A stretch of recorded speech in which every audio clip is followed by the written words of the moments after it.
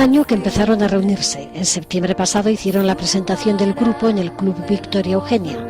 Han seguido ensayando semana tras semana. Filosofia hasieratik ebaitzala kantuk ensaio lokalen sortu ez, baina bai kolorea eta moldaketak eta... Son 5 músicos. Aparte de Ceberio están el batería Asier Oleaga, Itxaso Echeveste al bajo, Beñat Barandiarán con la guitarra y Elena Arandia pone la voz.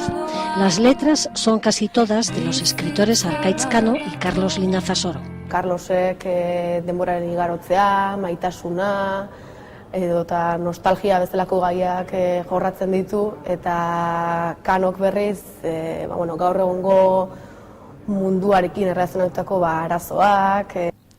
Han colgado 6 canciones en la red y todavía no tienen disco, pero sí una maqueta. Entzun gendunen guk geok Al escuchar la maqueta se dieron cuenta de que tenían un sonido propio, un sonido que prefieren mantener en un terreno ambiguo. Por eso han elegido para Témpora una imagen un tanto difusa, sin aristas definidas.